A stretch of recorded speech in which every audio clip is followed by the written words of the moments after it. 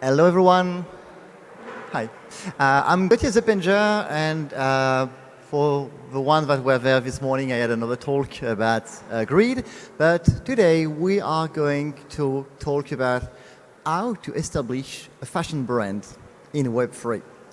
And I will share something that we've actually built. So with my partners from Build3, we actually built a complete, brand new fashion brand. So, does it work? Let me check. Technical issue. Of course it doesn't work. Do we have another clicker maybe? Sorry, okay, it works. So, just a little bit of context. So, what is NFT Studios? So, NFT Studios is a Web3 agency. We've been building NFT projects since 2018. We worked with people like, you may know Sotheby's, you may know PAC, you may know Akatao, Xcopy, or Tom Sachs. That's all the people we've been working with over the past 6 years.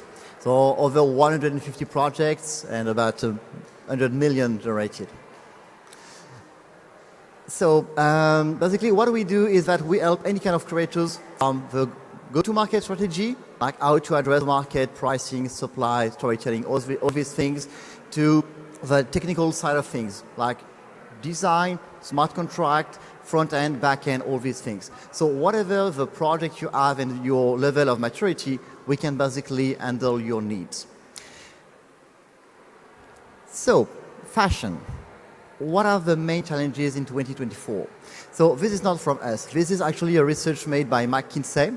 So the first big challenge is sustainability. For 87% of fashion CEOs, they consider that sustainability is one of the biggest challenges.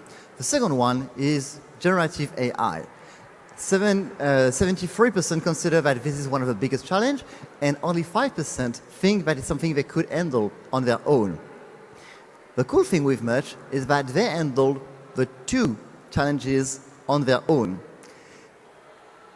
So fashion is not something new in Web3. I mean, if you look at this chart, so it's all the drops per industry over the past 3 years. And you can notice that fashion is by far the most active segment, 71 drops. If you think of everything done by Artifact, Nike, Lacoste, and others, fashion has always been by far the largest segment and the largest industry in Web3. So, let's talk about merch. So what I'm wearing right now is one of their hoodie. It's a generative art hoodie, physical hoodie. So when you buy one of their assets, you will get a digital NFT, which looks like this, which is created by an artist. You will get the physical generative hoodie, which is a reflect of a digital one. And you will get a virtual squiggle-like profile picture that will be used down the road. But the cool thing is that if you get this kind of pattern, which is, once again, generative art, if you get this pattern on your NFT, you get a unique physical hoodie that, come on, slide. Okay, that looks exactly like the digital one. So I'll let you imagine the challenge in terms of creation of 960 unique physical hoodie that don't look like any other one. And that has been a massive challenge that has been solved by Merch.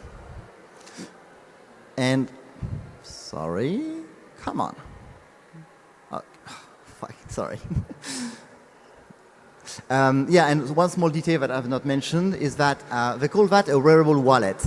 It's quite interesting because for a lot of people that know nothing about Web3, that don't even have a wallet or stuff like that, you may basically benefit from all the VIP access to events and things like that through your hoodie, because you have an NFC chipset into it, which is waterproof, by the way, so you can wash it and you can still access VIP events. So with this hoodie, which is unique, which is a reflect of the NFT you own, you don't need to have, your phone and try to scan a QR code or anything like that. Your hoodie is your access to events. So that's actual real-time physical utility. And that's the animated version of the squiggle-like NFT you'll get as well. So Just to give you a little bit of notions about what have been the challenges that we faced. The first one was to prepare something for non-NFT people. Let's be honest, most people, 99% of the audience, they don't know about NFTs. They just want a piece of fashion which is cool. And that was the main challenge. So you can get one just with a super smooth minting process with your card. Of course, the minting costs were almost nothing on Ethereum mainnet. We had to issue 960 physical, unique hoodies. No one has ever done that before. It was a massive challenge. And the goal was to get a presence in physical, digital, and potentially in the metaverse. So we tried to tackle all these different dimensions in a single project. So yeah, I already talked about the different solutions. But yeah, we are going to work with Ancyber and Mona, and everything has been really tailored for them. There is absolutely no reuse for this kind of thing. Just a couple of figures. So 960 NFTs sold in 88 hours. And you can notice that it's still quite an expensive price for NFTs these days. Most drops are around 0.01 and 0.02. So this is definitely a really expensive NFT for these days in only 88 hours, as I said. So how to success when you launch something like that? So you cannot rely only on Web3. And that's where the founders have been really smart. They organized a physical event, a side event next to NFT NYC this year. And on this kind of event, you don't have only Web3 DJ and DJing and doing their crypto stuff. You have people like Mark Jacobs, you have people like Sid Phrase, you have a lot of actually real people from the traditional fashion industry that came to this event because they truly think there is potential. And what is interesting is that they really understood that you have to be on both sides, Web 2 and Web 3, if you want to launch something like that. Because people will not buy it just for the NFT. They will buy it for what it means, for the experiment, to wear something like that. And I've seen some people wearing this kind of hoodies around, so it's cool to see we have some fans around. And of course, some people like Beeple or Cosmo and Stitch Phrase, they supported the project too. So I would say one of the key pillars for success is to be on both sides, to have support from traditional Web 2 fashion industry and as well from big collectors. These are some of the hoodies. So as you can see, none of them are similar.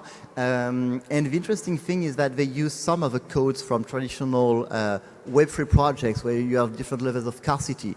For example, some people paid a super mega premium to get cashmere ones. Most of them were in cotton, but if you want a cashmere one, it's a little bit like buying the legendary NFT.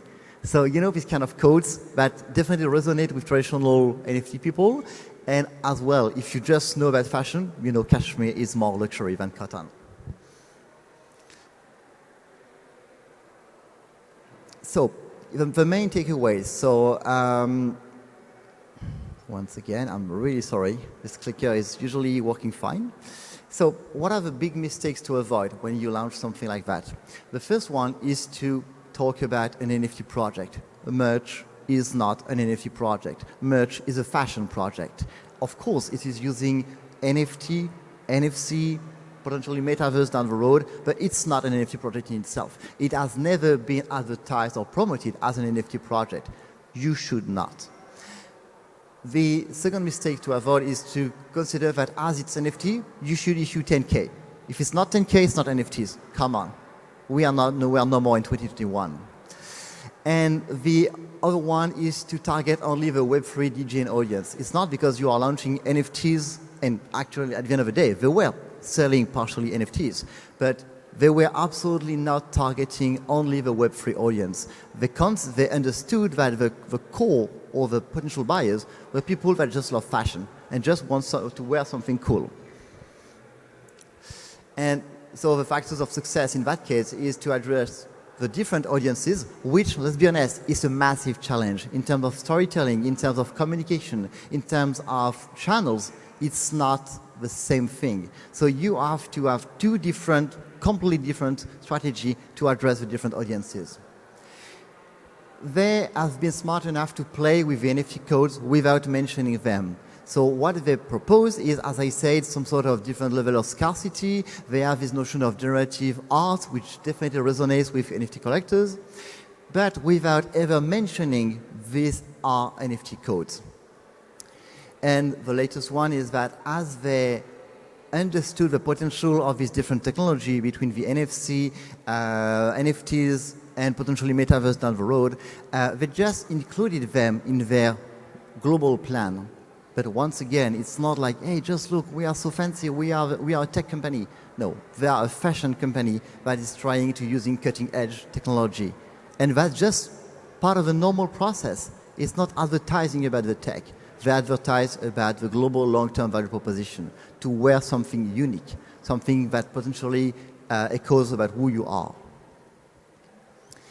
So yeah, that's basically it for me. If you have any kind of project around fashion, feel free to reach out to me and let's craft the future. Thank you so much.